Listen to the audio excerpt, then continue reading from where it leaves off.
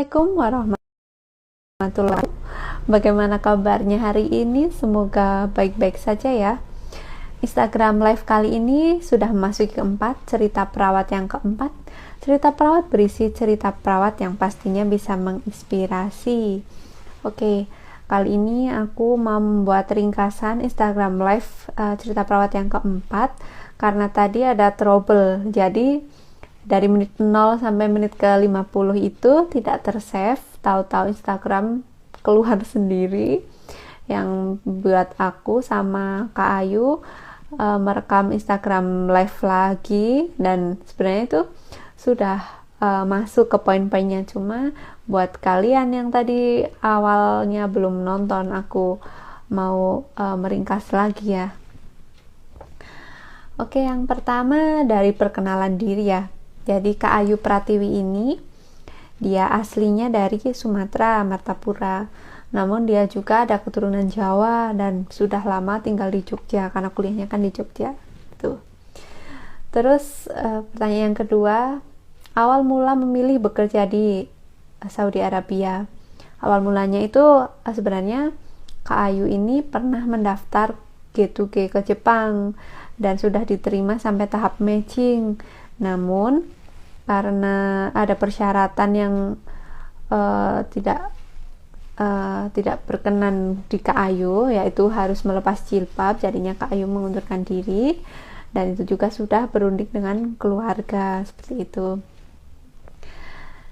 Kemudian ada beberapa lowongan pekerjaan, yaitu kerjasama dari Indonesia Saudi gitu ya.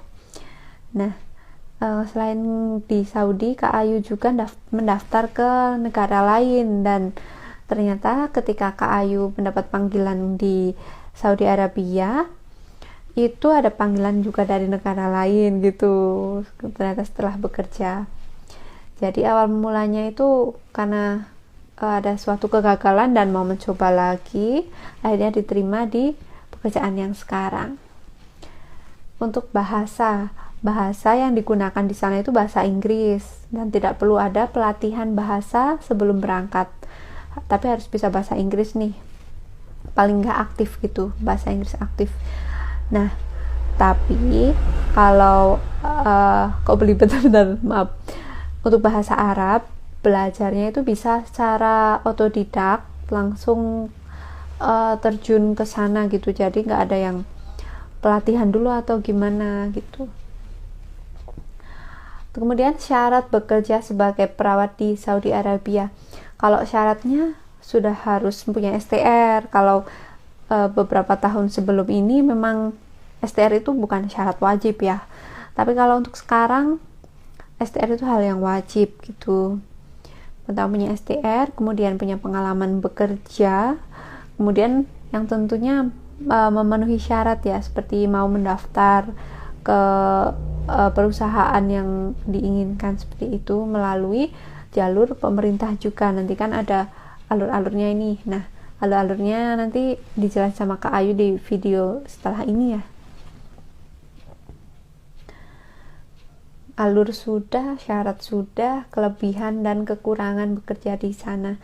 Kelebihannya ya, yang pertama kelebihannya tentu untuk ibadah ya, karena kita mayoritas Indonesia ini kan muslim ya, dan setiap impian setiap muslim itu pingin haji atau umroh ke Baitullah lah.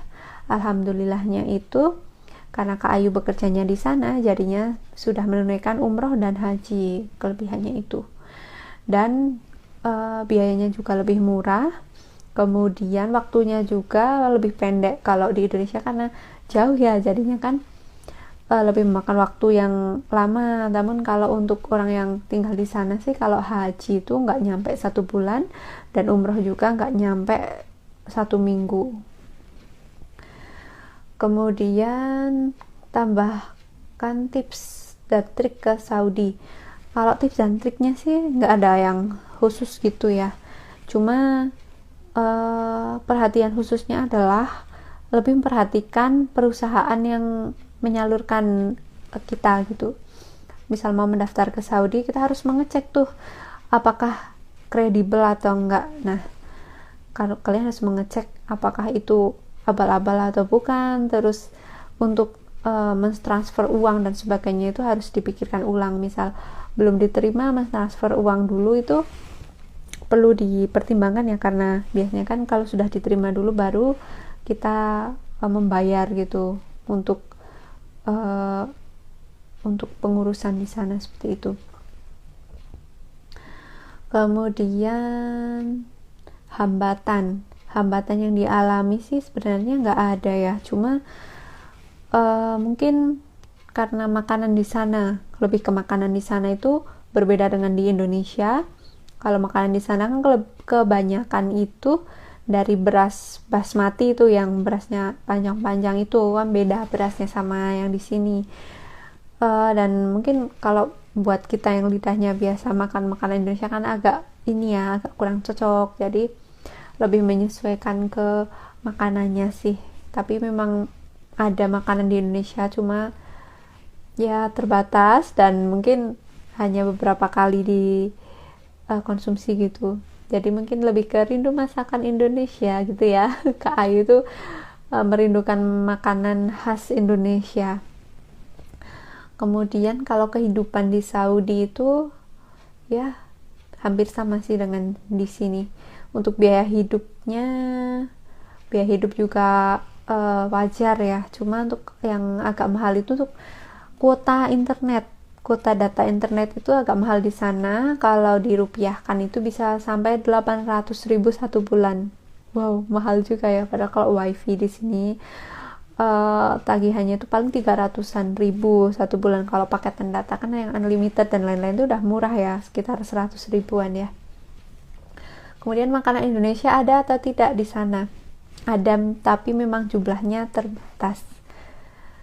Terus motivasinya itu selain ingin beribadah juga tentunya ingin menambah pengalaman dan menambah teman, karena di sana itu Kak Ayu bertemu dengan rekan kerja dari berbagai negara seperti dari India, Filipina dan sebagainya. Oke, kemudian lanjut, tadi udah sampai ke biaya hidup, kemudian makanan sudah, kemudian musim di sana ada dua ya, satu musim panas, kemudian yang kedua musim dingin. Kalau musim panas itu suhunya bisa sampai 40-50 derajat, tapi sewaktu ini Instagram live kali ini suhunya itu 33 derajat ya, sudah lumayan turun kata Kak Ayu. Padahal kalau di Indonesia 33 derajat tuh suhunya Jakarta ya panas. Mungkin karena sudah terbiasa, jadi 33 derajat itu tidak terasa panas ya di sana. Kemudian aku pernah tanya tadi di Instagram live, apa pernah turun salju? Pernah. Jadi di sana pernah turun salju, cuma di negara bagian tertentu seperti di Indonesia. Kalau di Indonesia itu kan ada bagian wilayah yang memang dingin gitu ya, seperti di Wonosobo ini musim pancarobanya itu ada esnya memang di Dieng, seperti di Irian juga, puncak gunung di sana juga pernah ada es seperti itu. Tapi kalau untuk daerahnya Kak Ayu sih memang daerah panas, jadi emang gak turun salju. Kemudian, bisakah menunaikan haji atau umrah sambil bekerja di sana? Jawabannya bisa. Kemudian diizinkan dari pekerjaan dari pihak instansi di sana. Kemudian kalau alurnya itu nggak yang kayak ada pembimbingnya, cuma seperti ada ustadz yang mengajarkan. Kemudian ada buku panduannya. Kemudian kalau mau haji sama umroh ya tinggal berangkat sendiri gitu. Jadi emang sudah ada bekalnya dulu sebelum berangkat dan tidak ada pemandunya. Kemudian mengapa Kak Ayu pengen kerja di sana? Tadi udah dibahas semua. Kemudian untuk jadi RN di sana tadi sempat dibahas, ada uji apa yang namanya tadi, prometik kayaknya ya. Di sana ada ujian jawab soal gitu untuk menjadi RN itu ada. Kemudian hal menarik yang ditemui di sana Hal menariknya apa tadi ya, aku agak lupa. Hal menariknya banyak sih, seperti bertemu dengan rekan-rekan kerja dari negara lain, seperti itu.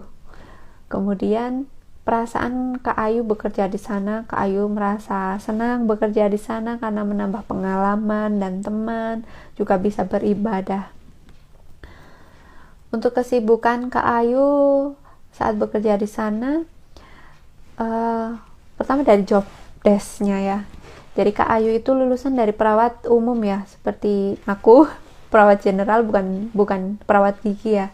Cuma Kak Ayu itu ditempatkan di poliklinik gigi, jadinya job desk-nya itu yang mengenai gigi gitu. Ada yang seperti scaling, menambal gigi, kemudian implan gigi dan sebagainya.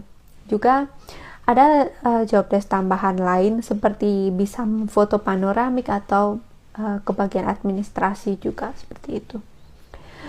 Kemudian job desk sudah, kesibukan selain bekerja Kak Ayu itu sedang melanjutkan ke nurse, karena Kak Ayu itu lulusan S1 itu dari universitas di Indonesia, cuma memang mempunyai program yang kerjasama dengan perawat Indonesia yang bekerja di Jepang atau di Saudi Arabia dan negara lain. Tadi tuh aku sempat waktu live itu salah mengira gitu ya, aku kira perawat Jepang yang apa namanya, yang ikut transfer juga. Ternyata enggak, ternyata perawat Indonesia yang mau transfer nurse itu bisa karena ada perguruan tinggi yang memfasilitasi, seperti itu. Kemudian selain itu juga Kak Ayu ternyata itu menulis buku itu isinya perjalanan Kak Ayu dari awal gagal mendaftar, enggak gagal sih sebenarnya, lebih tepatnya mungkin lebih memilih ke Saudi Arabia karena alasan tertentu, sampai Kak Ayu bekerja di sana. Bagus banget sepertinya ya, aku tuh penasaran deh, pengen beli bukunya, atau katanya Kak Ayu mau ini ngirimin bukunya buat aku tunggu. Oke. Kemudian tentang buku masih lanjut lagi. Jadi Kak Ayu menerbitkan buku itu dari penerbit di Malang, seperti itu. Kemudian perasaan sudah, kesibukan sudah, perayaan hari besar. Jadi perayaan hari besar itu dapat libur waktu Idul Fitri, Idul Adha, sama hari tanggal 23 September di bulan ini, karena itu seperti hari kemerdekaan gitulah. Hari apa ya? Hari besar di Saudi itu mirip hari kemerdekaan di Indonesia gitu. Jadi di sana liburnya nggak sebanyak di Indonesia. Kalau di Indonesia kan ada libur Natal dan sebagainya, kalau di sana nggak, liburnya cuma itu.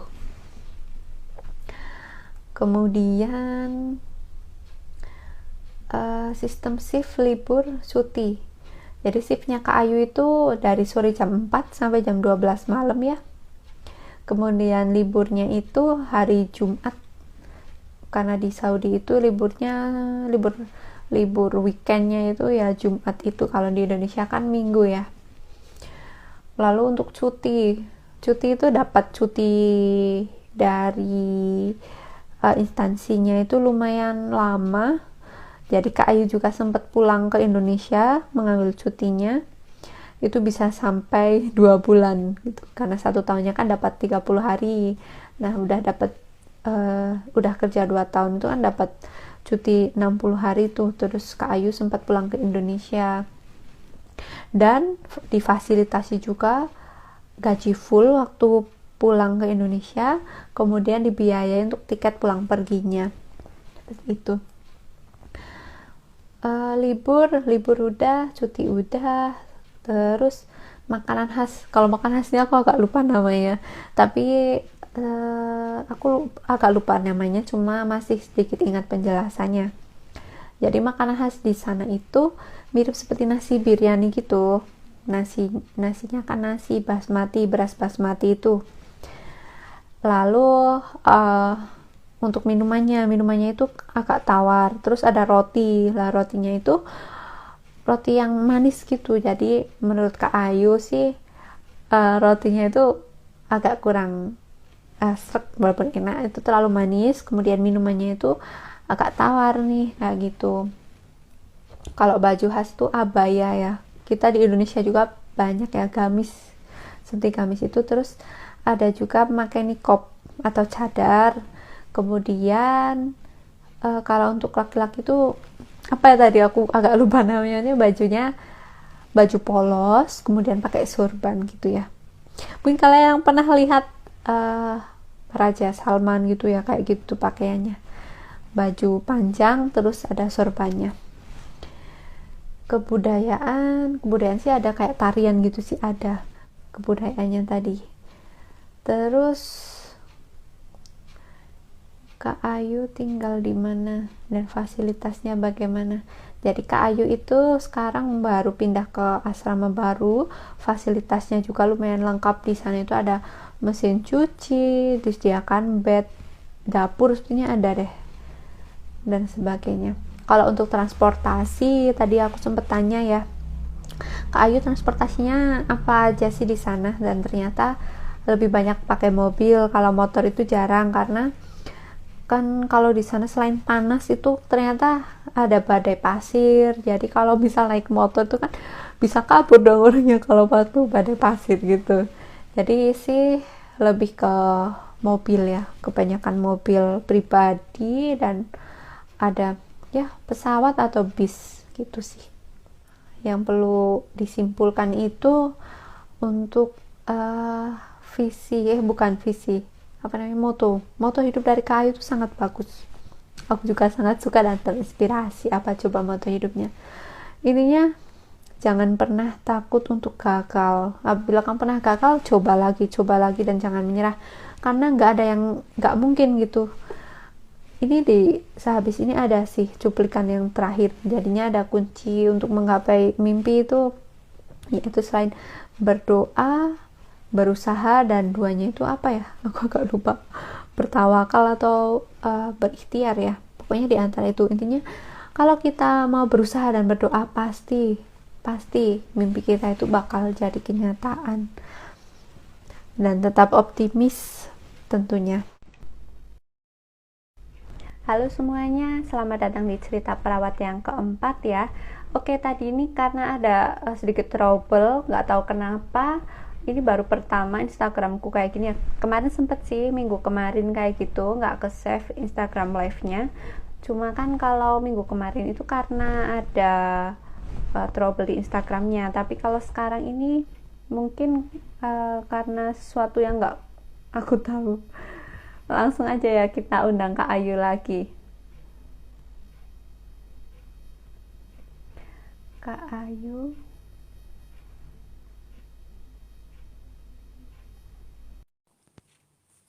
Kita lanjut ke pertanyaan selanjutnya ya.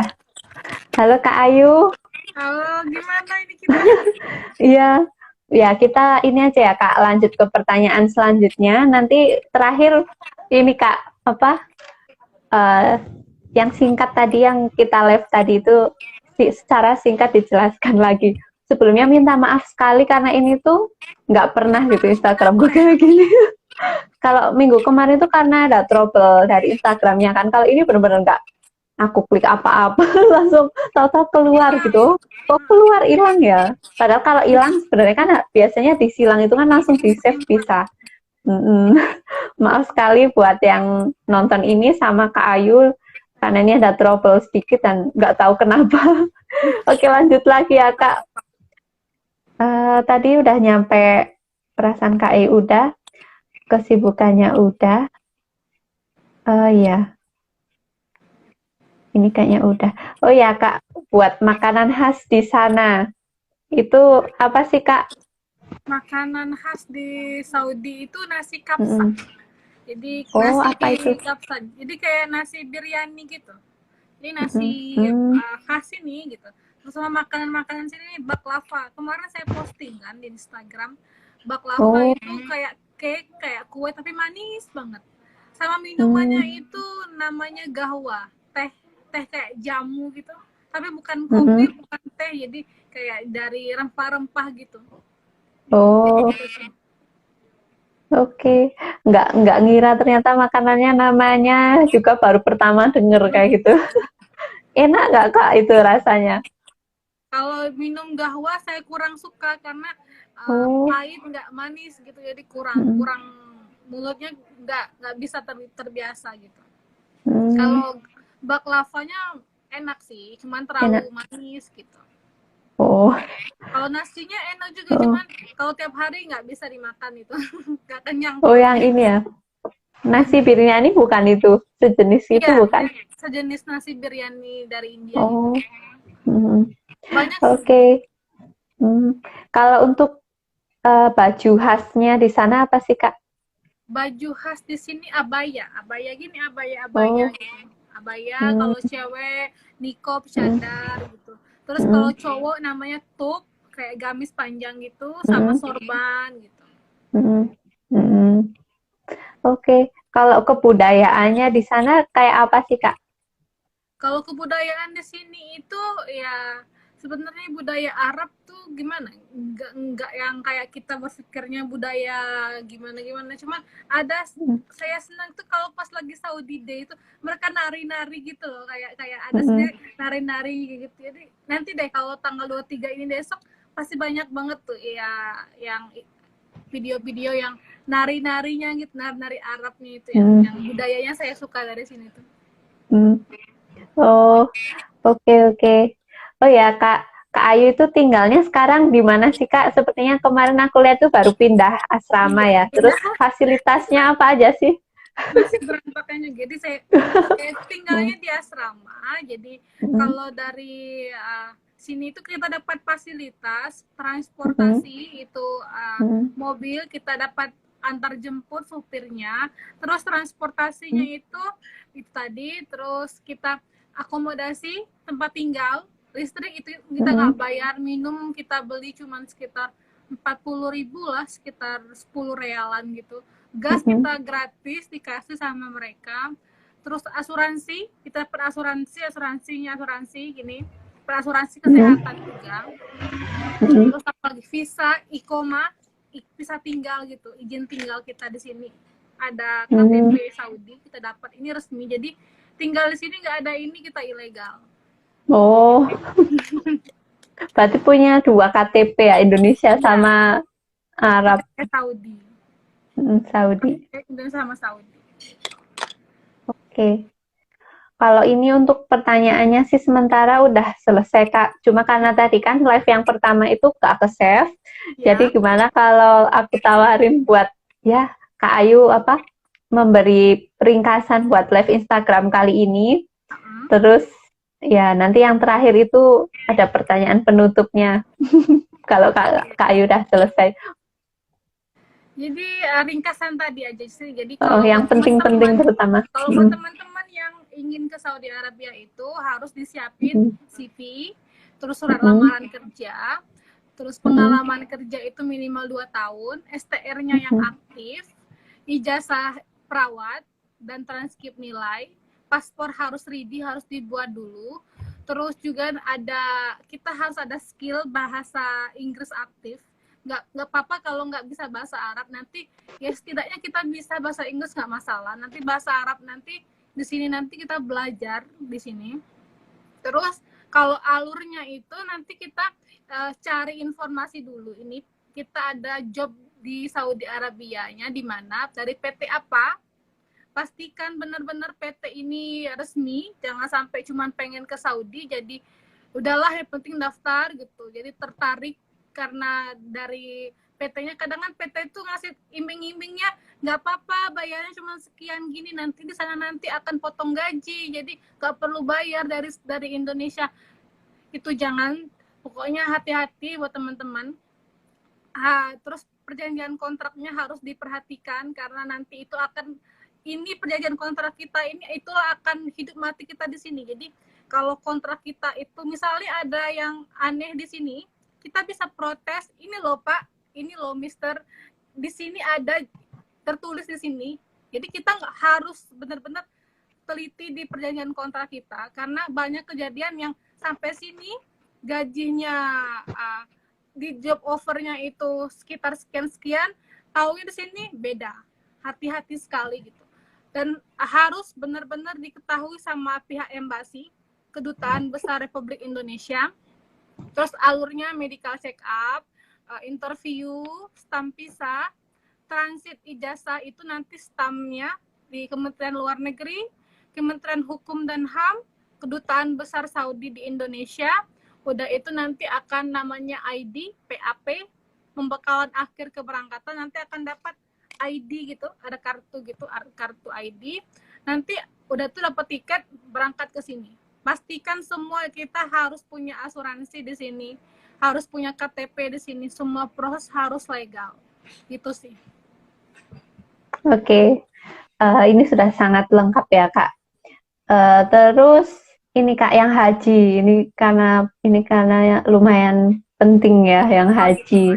Kalau umroh dan haji itu yang bekerja di sini ya kita namanya ekspatriat, kita itu boleh untuk menunaikan ibadah kita haji atau umroh. Kalau umroh itu kita kapan aja boleh, tiap hari itu boleh, setiap hari mau 4-5 kali boleh, hari sekali boleh gitu.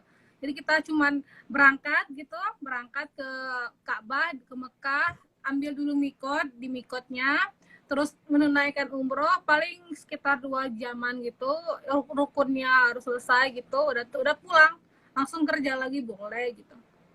Terus kalau haji itu harus 5 tahun sekali. Jadi kalau udah tahun 2019 seperti saya itu udah haji, jadi nggak boleh hajian sampai 5 tahun. Jadi kalau mau haji nanti ilegal kena denda sekitar 100.000 real, sekitar berapa ratus juta gitu. Kalau ketahuan. Terus kalau daftarnya itu banyak, jadi dari sistem, dari Ministry of Hajj-nya di Saudi Arabia itu akan dibuka linknya, akan diumumkan di Facebook, di media sosial, di TV gitu, akan dibuka kota untuk haji, kita daftar, cepet-cepetan rezeki-rezekian, nanti banyak sekali harga-harganya, kayak paketnya, ada yang VIP, ada macam-macam lah gitu. Sekitar 3.400 sampai sekitar 10.000, sekitar 13 juta sampai 40 juta. Ini nggak nunggu-nunggu ya, langsung berangkat. Nggak pakai nunggu berapa puluh tahun, enggak. Jadi gitu. Kalau ada juga yang kalau misalkan nggak dapat di online, ada pihak Tour Travel Indonesia atau Tour Travel sini yang ngasih harganya agak mahal karena mereka ngambil untung, itu nggak masalah. Cuman bisa 2 kali lipat dari harga yang di online gitu. Online resminya kementerian ya, Kementerian Agama di sini seperti itu. Oke, ini sepertinya sih udah lumayan mewakili yang tadi ya Kak. Pertanyaan-pertanyaan sebelumnya. Terus mungkin ini ada 2 pertanyaan lagi ya Kak yang tadi diulang ya agak karena ini kan pertanyaan utama ya. Kalau sistem shift libur sama cuti itu gimana Kak di sana? Jadi shift cuti gitu di Indonesia atau gimana di sini di Saudi? Di sana. Jadi kalau shift di sini itu kita satu hari kita cuma kerja 8 jam karena sistem kontrak kita cuma 8 jam. Kalau lebih dari 8 jam nanti jatuhnya itu overtime. Jadi itu pun kita overtime nggak boleh lebih dari 4 jam. Jadi kita maksimal itu 8 jam kerja kontrak kita. Kalau misalkan pihak rumah sakit pengen kita overtime berarti 12 jam, 4 jam aja. Setelah dari itu kita nggak boleh kerja lagi. Kita boleh ngadu ke pihak di sini, Ministry Tenaga Kerjaan di sini. Kalau lebih dari jam itu kita boleh protes ke mereka gitu. Terus kalau hari liburnya itu 1 minggu itu 1 hari, di hari Jumat.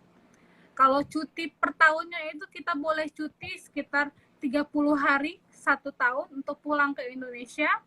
Dan cuti Idul Fitri sekitar 5 hari, Idul Adha 4 hari, sama hari kemerdekaan Saudi 1 hari. Seperti itu aja.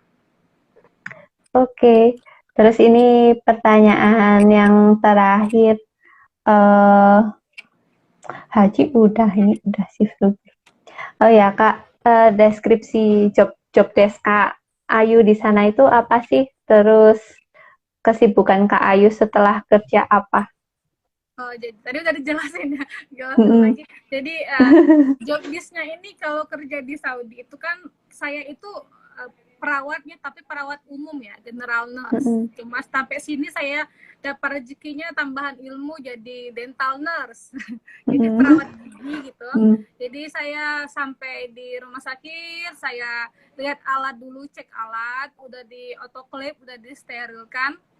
Setelah itu tanya ke lihat appointment ya, perjanjian dari pasien-pasien itu, Mm-mm. kita panggil satu persatu pasiennya, terus kita siapin alat. Jadi tindakan dari dokter, nanti dokter bilang sama kita extraction, cabut gigi gitu, ngomongnya pakai bahasa Inggris ya, extraction, cabut gigi. Kita siapin alat, oke, kita kasih, kita bantuin dokternya, kita asisten dokternya gitu. Terus perawatan saluran akar, jadi RCT, root canal treatment namanya kalau di sini. Jadi perawatan saluran akar, terus juga nampal gigi, komposit, kalau bahasa di sini komposit nama medisnya. Terus scaling, pembersihan karang gigi, Mm-mm. terus itu juga gigi palsu, jadi pakai denture atau tarkiba, itu gigi cuma satu atau semuanya yang gigi yang palsunya. Terus implan itu gigi yang ditanamkan, atau ada yang bagian orto. Jadi gigi itu banyak ya, tadi lupa ngasih tahu, gigi itu banyak, ada yang orto tulang pakai bracket atau behel, ada yang bagian surgery itu implan, jadi kita ekstraksinya terlalu impaksi itu yang nggak lurus giginya cuman gini aja, itu harus di extraction, dicabut, jadi pakai surgery namanya. Jadi di operasi kecil gitu, minor, jadi kita yang ituin juga, bantuin dokternya. Terus tindakannya itu, setelah itu kita kalau pasiennya butuh untuk radiologi, kita akan jadi radiologi juga, X-ray, namanya panoramik. Panoramik. Jadi namanya panoramik, jadi X-ray panorama. Ada juga yang X-ray-nya yang sensor yang kecil banget, yang kecil gitu, cuma 1 gigi 2 gigi aja gitu. Terus udah itu kita sterilin alat, gitu aja sih. Oke. Kalau untuk kesibukan Kak Ayu selain kerja apa sekarang? Sekarang itu kesibukannya mau lanjutin nulis buku kedua, sama Mm-mm. mau ini lanjut kuliah nurse, insya Kuliah. Allah lancar kuliah, Ya, insya amin. Allah. Amin. Insya Allah. Oh ya, Kak, ini pertanyaan terakhir penutup nih, Kak.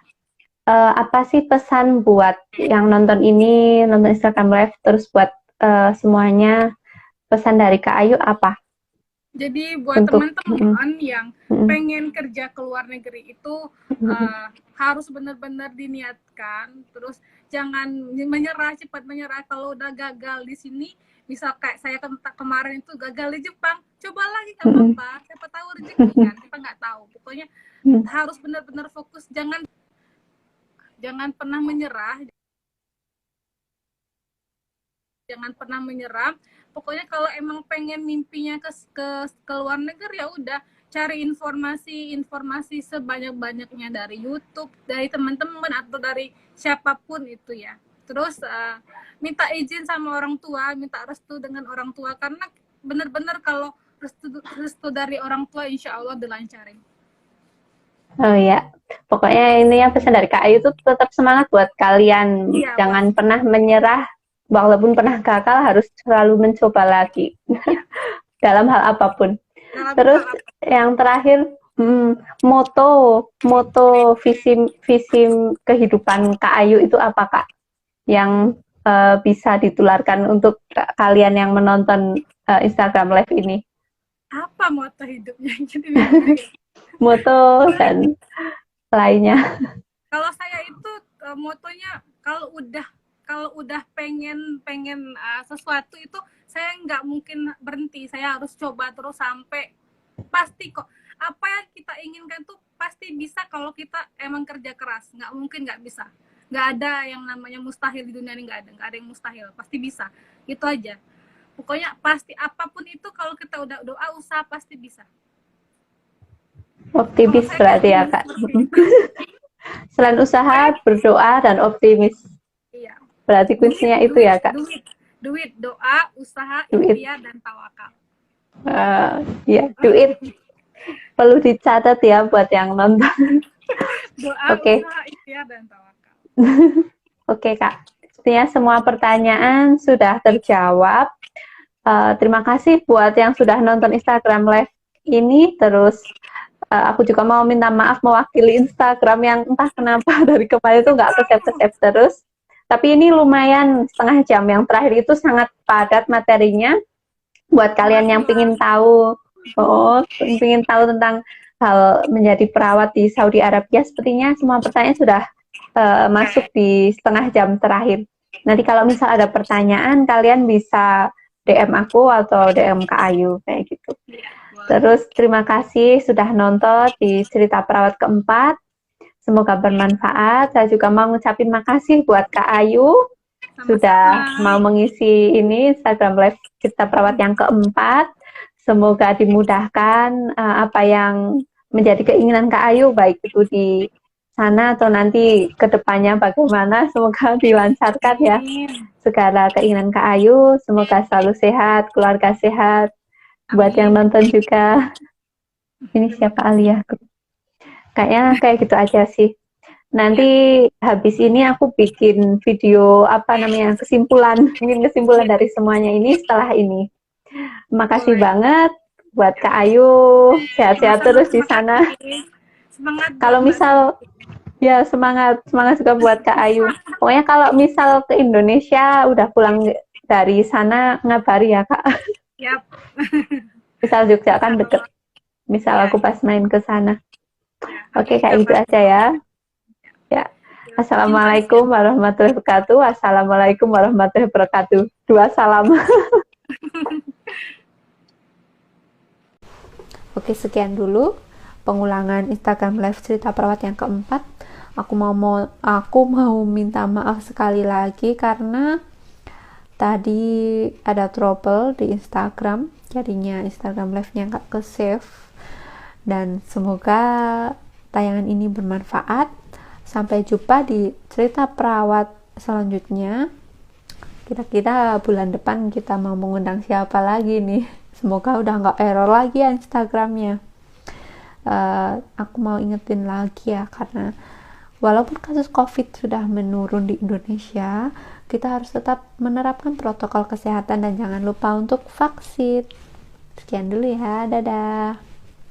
Wassalamualaikum warahmatullahi wabarakatuh.